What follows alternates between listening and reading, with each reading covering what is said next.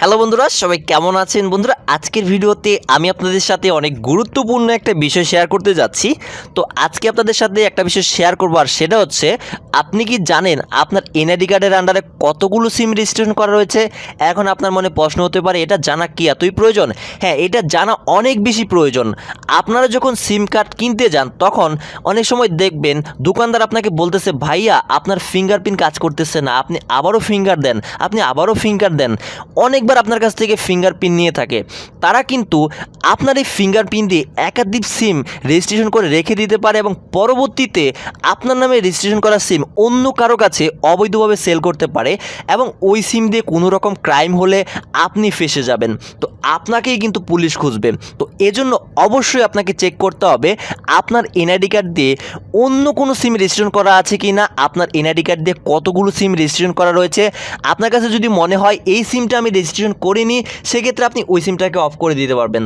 তো আজকের ভিডিওতে আমি আপনাদেরকে দেখিয়ে দিব কিভাবে আপনি চেক করবেন আপনার এনআইডি কার্ড দিয়ে কতগুলো সিম রেজিস্ট্রেশন করা রয়েছে।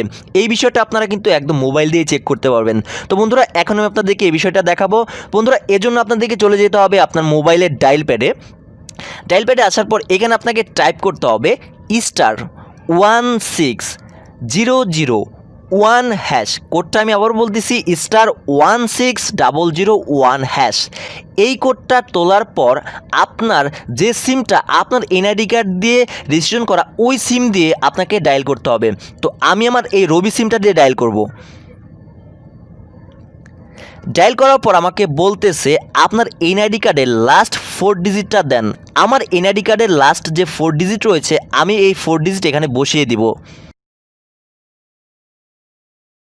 এনআইডি কার্ডের লাস্ট 4 ডিজিট দেওয়ার পর জাস্ট আমি সেন্ডে ক্লিক করব। ক্লিক করার পর বলতেছে your request is in process. তো আপনারা দেখতে পারতেছেন যে সাথে সাথে কিন্তু আমার কাছে একটা মেসেজ চলে এসেছে। তো মেসেজটা আমি ওপেন করে নিচ্ছি।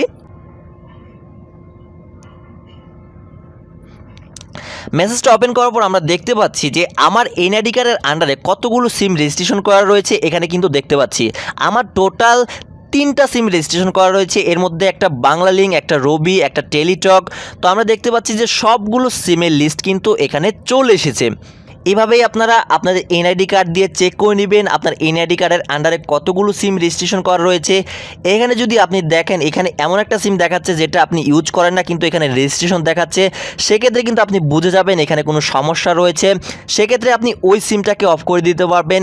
ওই সিমটা অফ করে দেওয়ার জন্য কী কী প্রসেস, সেটা আপনি আপনার কাস্টমার কেয়ারে ফোন দিয়ে আপনি জেনে নেবেন। তো বন্ধুরা, এভাবেই কিন্তু আপনারা খুব সহজেই চেক করতে পারবেন আপনার এনআইডি কার্ডের আন্ডারে কতগুলো সিম রেজিস্ট্রেশন করা রয়েছে।